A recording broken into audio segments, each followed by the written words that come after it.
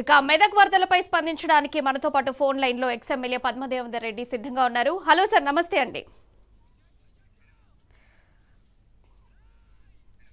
Hello madam. ఉందండి ఇక్కడ పరిస్థితి అయితే మెదక్ జిల్లాలో చాలా వర్షం అయితే చాలా ఎక్కువగా కురిసిందని చెప్పొచ్చు.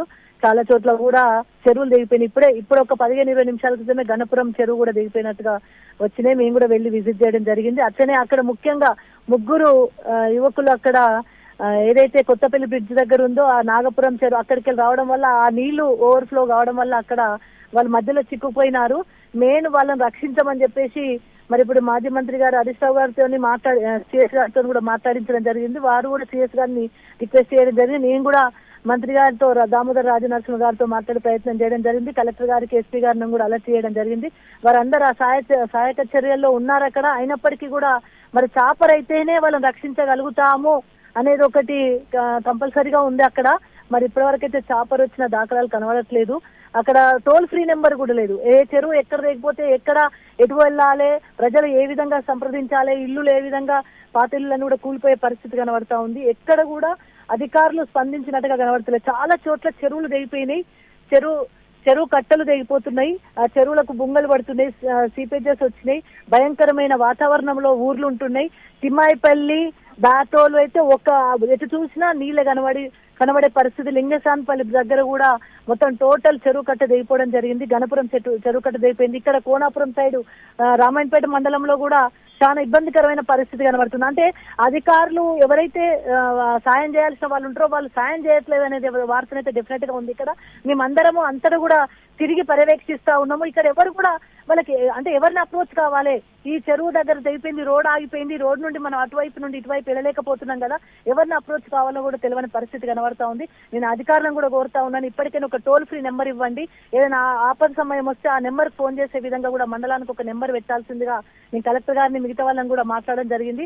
అక్కడ మెదక్ దగ్గర కూడా టౌన్ లో కూడా చాలా గాంధీనగర్ కావచ్చు, నర్స్కేడ్ కావచ్చు, మొత్తము నీటి మయమైపోయినాయి. ఇండ్లు కూడా ఆ నీళ్ళలో కనబడతా ఉంది. రామాయణపేటలో బీసీ కాలనీ, ఎస్సీ కాలనీ కూడా నీళ్ళల్లో కనబడతా ఉంది. అంటే ఎటు చూసినా నీళ్ళ వరదలే కనబడుతున్నప్పుడు సందర్భంలో మరి ప్రభుత్వం మాత్రం నిమ్మకు నీరెత్తుగా అలర్ట్ ఉన్నట్టుగానైతే అనిపించట్లేదు.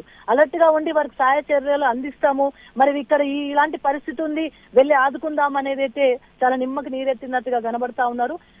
ప్రయత్నం అయితే సరిగా జరగట్లేదు వాళ్ళని ఆదుకోవడానికి అనేది అయితే ఖచ్చితంగా చెప్పగలము. ఇంకా చాలా చోట్ల కూడా ఇంకా ప్రమాదం ఉంది, ప్రమాదం పొంచి ఉంది. ఇంకా చాలా చోట్ల చెరువు కట్టలు తెగే పరిస్థితి కనబడుతుంది.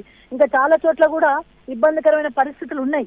వాటిని కూడా ఇప్పటికైనా అదుపు చేయాలి. ఇప్పటికైనా కనీసం విపత్తు వచ్చినప్పుడు ఏ విధంగా ఆదుకోవాలి, ఏ విధంగా వాళ్ళను ఆ సహాయ చర్యలు చేపట్టాలనేది మరి ప్రభుత్వానికి కానీ అధికారులకు కానీ అవగాహన ఉన్నట్టుగా కనిపించట్లేదు.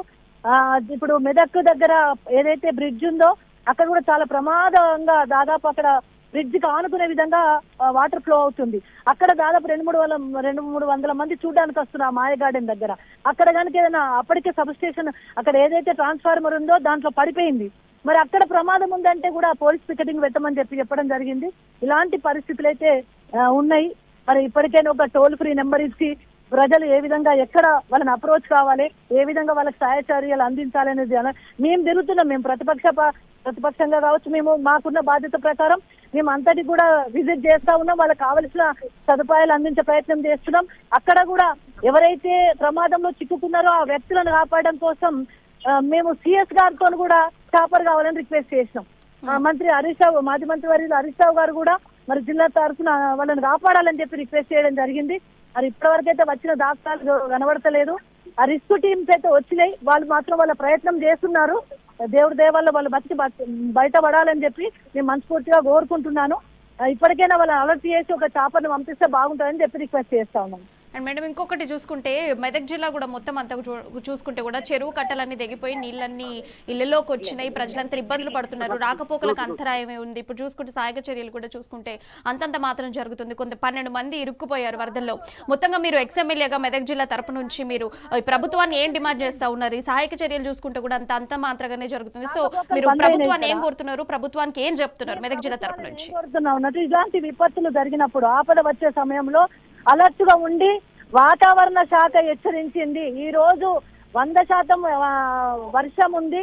ఈ 4-5 రోజుల వర్షం ఉంది, చాలా ఎక్కువగా ఉందని వాతావరణ శాఖ హెచ్చరికలు చేసినప్పటికీ కూడా ప్రభుత్వము పట్టించుకోకపోవడం వల్ల, అలర్ట్ ఉండకపోవడం వల్ల, అధికారులు అప్రమత్తం కాకపోవడం వల్ల ఇలాంటి అంటే ఎక్కువ విపత్తు జరిగే అవకాశం కనబడుతుంది ఇక్కడ. అంటే ఒకవేళ ఎక్కడైనా రోడ్డు కట్ అయింది, చెరువుకు ప్రమాదం ఉందన్నప్పుడు ముందుగానే సహాయ చర్యలు చేపట్టినట్టయితే ఆ ప్రమాదం నుండి కొంచెం బయటపడే వాళ్ళము. ఇప్పుడు కోనపురం దగ్గర కావచ్చు, ధర్మారం దగ్గర కావచ్చు, రామాయణపేటలో చెరువు కట్టలు రోడ్లు కట్ అయినాయి, అంటే రాకపోకలు బంద్ అయినాయి. ధూప్ సింగ్ తాండాకు కూడా ఆ తాండాకు రాకపోకలు కట్ అయినాయి. మనకు ఆ తాండా పరిస్థితి కూడా తెలియని పరిస్థితి కనబడతా ఉంది. అంటే గణపురం మండలంలో ఇలాంటి అంటే చాలా చోట్ల కూడా తాండాలకు మన కనెక్షన్ దిగిపోయే పరిస్థితి కనబడతా ఉంది. అలాంటి అంటే చెరువులు కట్టలు తెగేంత వరకు కూడా చెరువు కట్ట ప్రమాదంగా ఉందని ముందే గ్రహిస్తే ఇలాంటి పరిస్థితి వచ్చేది కాదు. కాబట్టి ప్రభుత్వాన్ని ఒకటే కోరుతున్నా, ఇప్పటికైనా అధికారులు ప్రజాప్రతినిధులు స్పందించుండ్రి, ఎక్కడికక్కడ ప్రజల మధ్యలో ఉండుండ్రి, ప్రజల మధ్యలో వాళ్ళకి కావలసిన సదుపాయాలు అందించే విధంగా ప్రమాదం ఇంకా పెరగకుండా ఉండేందుకు గౌరవ కేసీఆర్ గారు ఉన్నప్పుడైతే వర్షం వస్తుందని తెలిసిన వెంటనే మమ్మల్ని అందరినీ కూడా అలర్ట్ చేసి ఎక్కడ ఎటువంటి ప్రమాదం వచ్చినా మీరు ఉండాలి, దగ్గర ఉండాలని చెప్పేసి చూసుకునే వాళ్ళు. మరి అంత బాధ్యతగా ఉండేవాళ్ళు, మాకు కూడా బాధ్యత నేర్పించిండు కేసీఆర్ గారు, మేము కూడా అట్లా ఉండేవాళ్ళం. కానీ ఇప్పుడు ఒకసారి ఏడుపాయలలో 12 మంది టేకుల గడ్డ దగ్గర ఇరుక్కుపోతే వెంటనే చాపరు పంపించారు కేసీఆర్ గారు. ఆ 12 మందిని బయటకు తీసుకొచ్చి సురక్షితంగా వాళ్ళ ప్రాంతానికి తరలించినాం. ఒక 1 అవర్ లోపలనే చాపర్ వచ్చింది, వాళ్ళందరినీ కూడా బయటకు తీసుకొచ్చినాం. మరి ఆ పరిస్థితి అయితే ఇక్కడ కనబడతలేదు. పొద్దుటి నుండి 11 గంటల నుండి కూడా మేము మొత్తుకుంటూనే ఉన్నాము అక్కడ వాళ్ళ ప్రాణాలు రక్షించండి అని. ఇప్పటి వరకు ప్రభుత్వం అయితే స్పందించట్లేదు. అక్కడ చెరువు దగ్గర నీళ్లు కూడా చాలా దారుణంగా ఉంది. ఇంకొకటి ప్రజలను కూడా నేను ఇంకొక రిక్వెస్ట్ చేస్తా ఉన్నాను, ప్రజలందరూ కూడా విజ్ఞప్తి చేస్తా ఉన్నాను. సరే ప్రభుత్వం పట్టించుకోకపోవచ్చు, కానీ మనం అలర్ట్ గా ఉండండి. చాలా వర్షాలు ఎక్కువ పడే ప్రభావం ఉంది కాబట్టి మీరందరూ ఇప్పుడు నాగపురం దగ్గర ఒక కారు తాండూరుకు సంబంధించిన వ్యక్తి కారులో పోతుంటే ఆ కారు కొట్టుకపోయింది. ఆయన ఒక్కడు బతికి దాన్ని చెట్టును పట్టుకొని రక్షించుకోగలిగినాం. కాబట్టి దయచేసి మీరు కూడా ప్రజలందరూ కూడా అలర్ట్ గా ఉండండి. ఎక్కడన్నా ఇట్లాంటి ఇబ్బందులు వచ్చే ప్రమాదం ఉంది కాబట్టి ప్రయాణాలు కావచ్చు, ప్రమాదం పోయే సైడ్ కావచ్చు, నీళ్ళ దగ్గర పోయే సైడ్ కావచ్చు, అక్కడ పోయి మనం ఫోటోలు దిగడమో సెల్ఫీలు దిగడమో కూడా దయచేసి చేయకుండా. ఎందుకంటే వాటర్ వచ్చినప్పుడు మనకు కూడా అనిపిస్తుంది, అబ్బా ఇంత వాటర్ ఎప్పుడు చూడలేదనే అనేది బ్రిడ్జెస్ దగ్గర కానీ అక్కడ కానీ కనబడుతుంటాం. కానీ దగ్గరకు పోకుండా దయచేసి మీరు కూడా ప్రజలు కూడా అందరూ అప్రమత్తంగా ఉండాలి, అలర్ట్ గా ఉండాలని అందరికి కూడా విజ్ఞప్తి చేస్తా ఉన్నాను.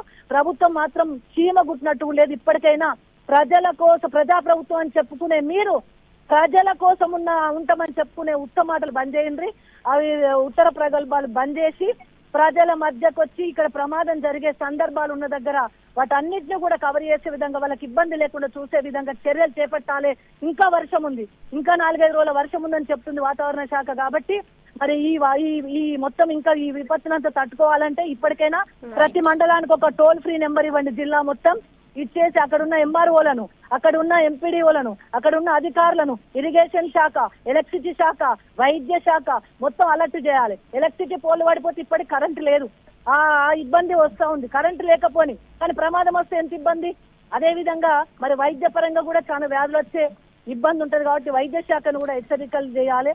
అదే విధంగా మరి ఎంపీడీఓస్ కానీ ఎంఆర్ఓ కానీ అందరూ కూడా అధికారులు కూడా అందరూ అప్రమత్తంగా ఉండాలని చెప్పేసి కూడా మేము రిక్వెస్ట్ చేస్తా ఉన్నాం. పోలీస్ కూడా ఎక్కడికక్కడ వాళ్ళకు ఒక టోల్ ఫ్రీ నెంబర్ ఇచ్చి వాళ్ళు ఎక్కడికక్కడ కూడా అప్రమత్తంగా ఉండాలని చెప్పేసి కూడా మేము అందరినీ కూడా ప్రభుత్వాన్ని కూడా కోరుతా ఉన్నాం.